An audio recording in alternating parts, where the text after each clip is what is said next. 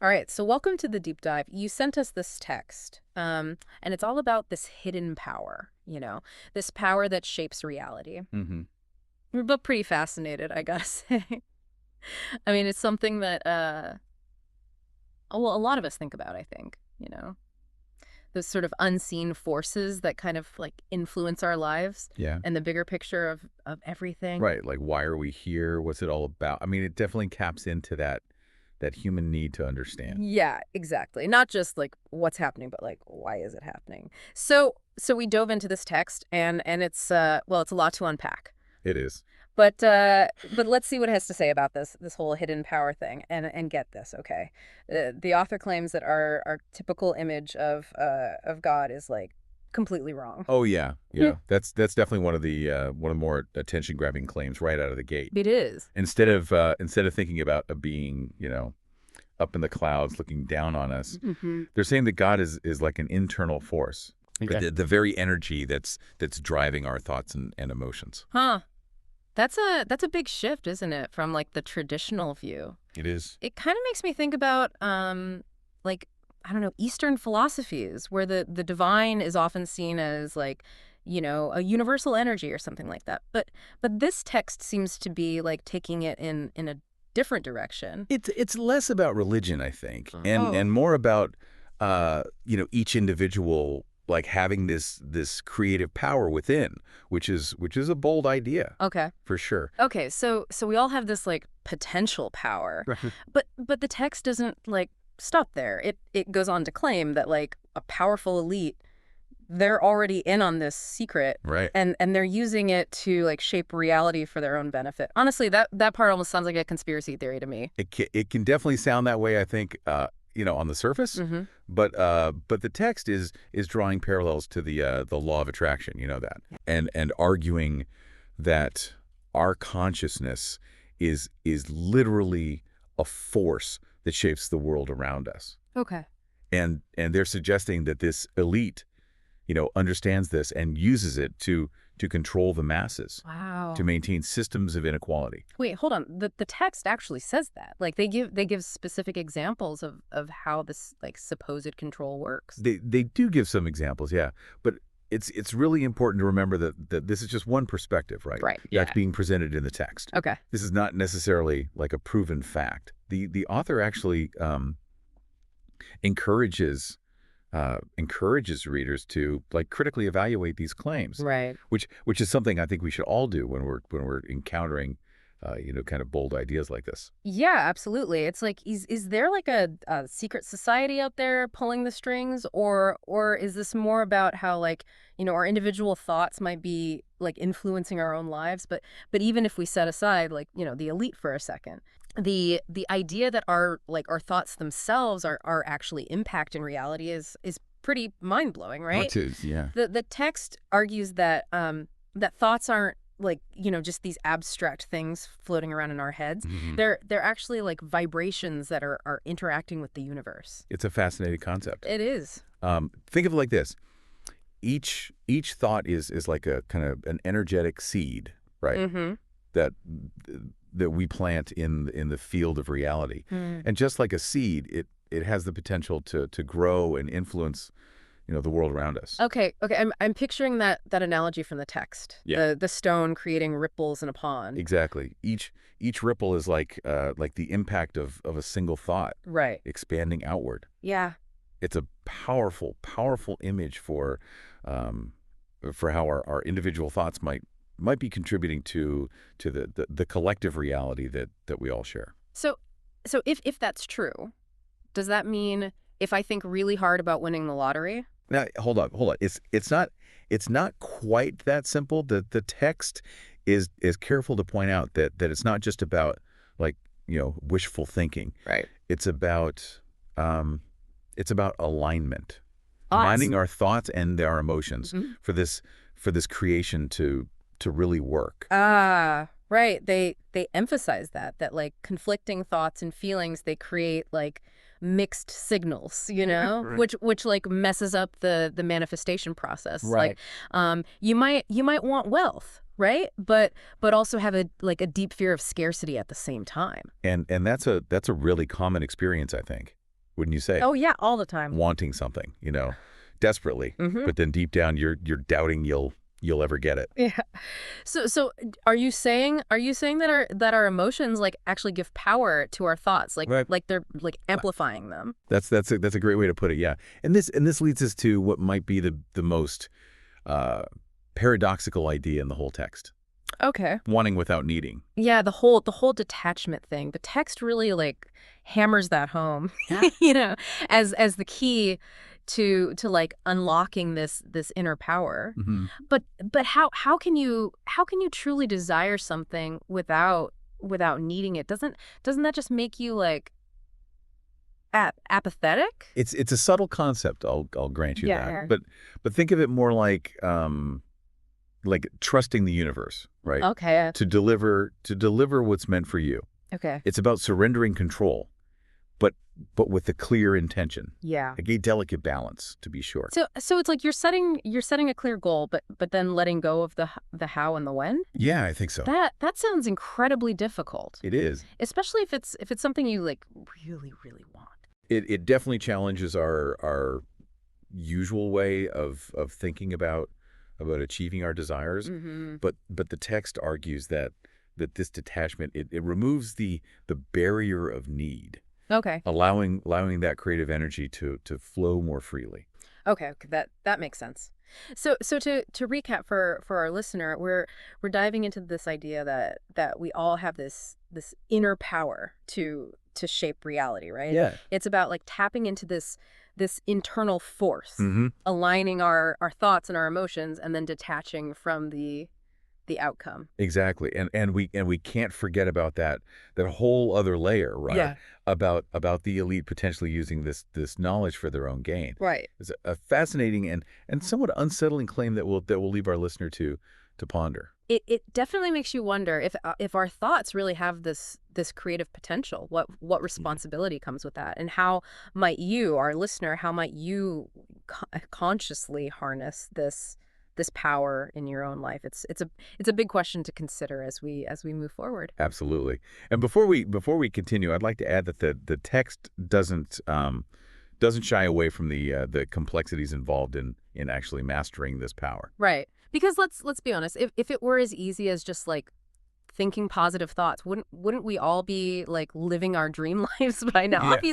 Obviously there's more to it than that. Exactly. The text acknowledges there will be setbacks, Yeah. you know, doubts, Yeah. and even resistance from the world around us. Mm.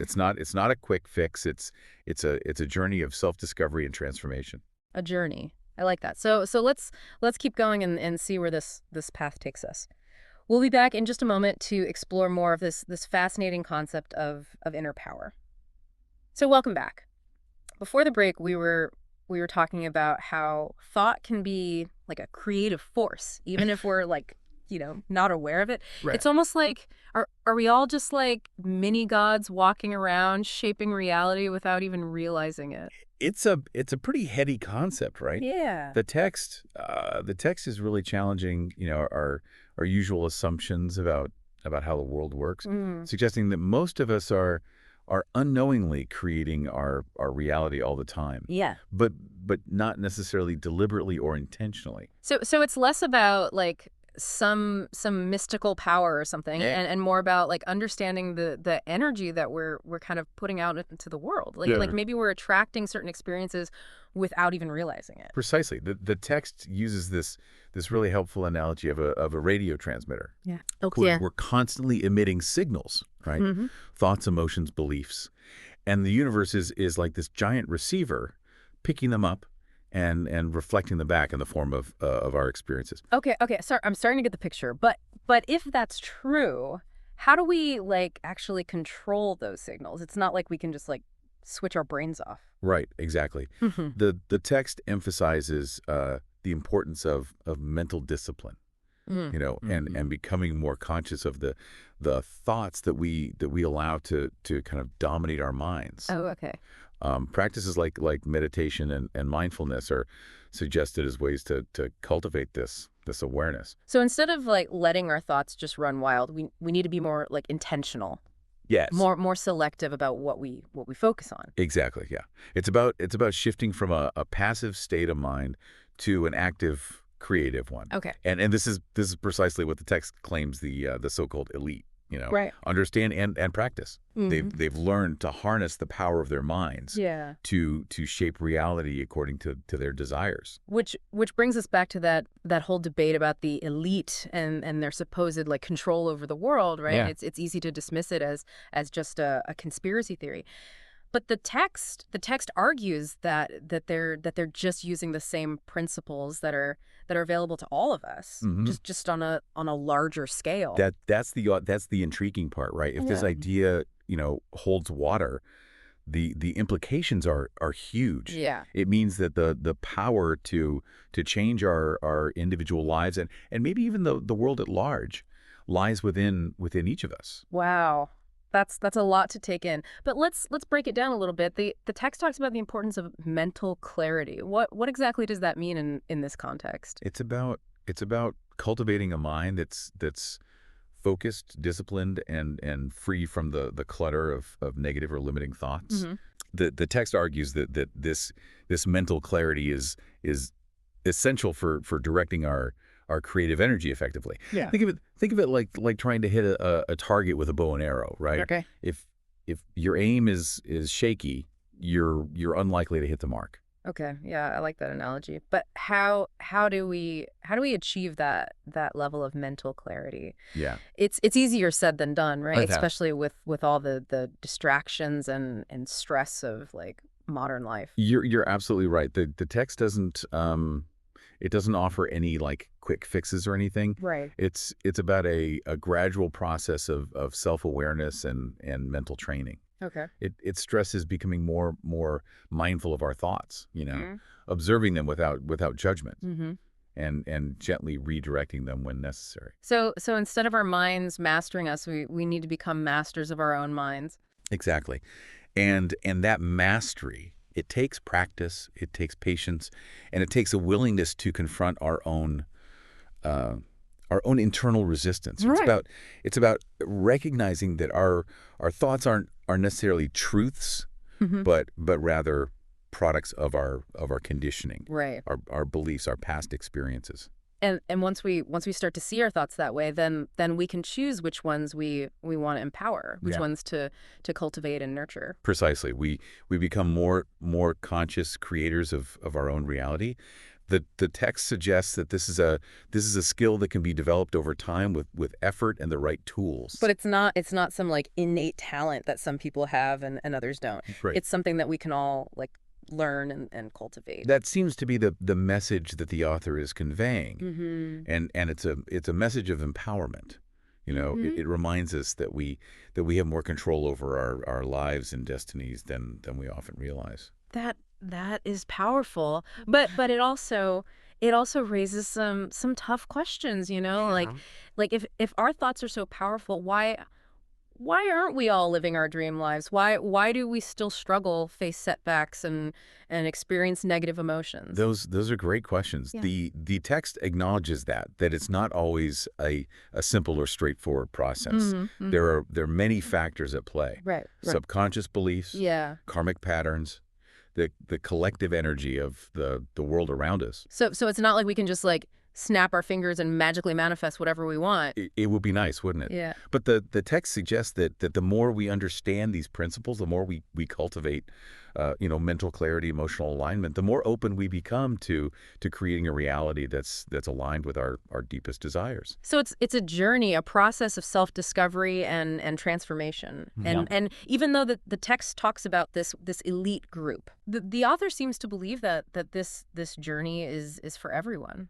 That's what makes this concept so compelling, I think. Yeah. It suggests that we all have this incredible potential within us just waiting to be tapped into. That's a lot to absorb, but what's really sticking with me is this idea of responsibility. Like if we really do have this power to shape our reality, even in small ways, we have a responsibility to use it wisely, Yeah, right? I couldn't agree more. It's both exhilarating and a bit daunting to consider the implications. That's what makes this exploration so fascinating. Absolutely. We've covered a lot of ground, but there's still more to explore. There is. We'll be back in a moment to wrap up our deep dive into this mind-blowing topic. Stay with us. And we're back. We've been exploring some really, really profound ideas today, haven't we? Yeah, we have. This Yeah. whole concept of inner power, like, to shape reality. Mm. It's it's both empowering and, as you said a bit earlier, kind of terrifying at the same time. It really is. And the text, it doesn't shy away from the challenges involved in like mastering this power. Like it acknowledges there'll be setbacks, there'll be doubts, there'll be even resistance, from the outside world. Oh yeah, it's not going to be a smooth, like, upward trajectory. You know what I mean? Right. There are going to be bumps along the way. Yeah, totally. And they talk about this idea of shadow work, which sounds intense. Like confronting our inner demons, those limiting beliefs that kind of hold us back. It's almost like there's this like internal battle going on. It's a powerful metaphor. The text describes this inner struggle, Yeah. between the part of us that wants to create and grow and expand, Mm. and the part that's afraid, that's clinging to the familiar, even if it no longer serves us. So it's not enough to just like think positive thoughts. We have to like dig deeper, right? Yeah. And uncover those hidden fears and insecurities that might be like sabotaging our efforts. That's a key part of the process, Okay. according to the text. Yeah, it's about becoming aware of the subconscious patterns that are running our lives, Mm-hmm. and then consciously choosing to rewrite them. Okay, that makes sense. But how do we like actually do that? Does the text suggest any specific techniques for this shadow work? It sounds like really heavy lifting. It does. Things like journaling, meditation, therapy, even creative expression are mentioned as ways to access and process these hidden parts of ourselves. It sounds like a lot of work. But I guess real transformation rarely comes easy, right? Very true. But the text, it emphasizes that this inner work is ultimately a journey of self-discovery Mm. and empowerment. It's about reclaiming our power and becoming the conscious creators of our own lives. Which I think is what we all want, deep Yeah. down, Yeah. to feel like we're in the driver's seat, that Right. we have a say in how our lives unfold. I think so too. And this text offers a framework for understanding how that might be possible. It's not, some magical formula or quick fix or anything, Right. but a gradual process of aligning our thoughts, our emotions, and our actions with our deepest desires. And of course they keep coming back to this idea of detachment. It's like we need to be like crystal clear about what we want, Uh-huh. but also willing to let go of the outcome, Yeah. to trust that the universe will deliver in its own time and way. That's the paradox Yeah. at the heart of it all. Surrendering control while simultaneously becoming more powerful. Right. Wanting without needing. Desiring without grasping. It's definitely mind-bending, but the more we talk about it, the more it kind of like resonates with me, It's like instead of forcing things to happen, we need to become more aligned with the natural flow of creation. Yeah. Easier said than done, of course. Absolutely, but the text suggests that when we achieve this alignment, when we tap into that internal power and direct it with clarity and intention, then truly, truly incredible things become possible. Well, listener, this deep dive has certainly left me with a lot to ponder. It's challenged, my assumptions about how the world works, about the power of my own thoughts and emotions, and about the potential we all have to shape our own reality. It's been an enriching exploration for sure, and I think the key takeaway here is that we are not just passive recipients of fate. Yeah. We have agency, we have choice, Mm. and within each of us lies a power that when understood and harnessed can truly transform our lives. Powerful words. And as we wrap up, I'm wondering if this resonates with you, listener. What's one small step you can take today to start cultivating this inner power? Is it a commitment to a daily meditation practice, a journaling session to explore your hidden beliefs, or simply a conscious effort to to become more aware of the thoughts and emotions that you're sending out into the world? It's a question worth pondering. And remember, even the smallest step in the right direction can create ripples that extend far beyond, what we can imagine. Beautifully said. Thanks for joining us on this journey of exploration. Until next time, keep diving deep and keep believing in the power within.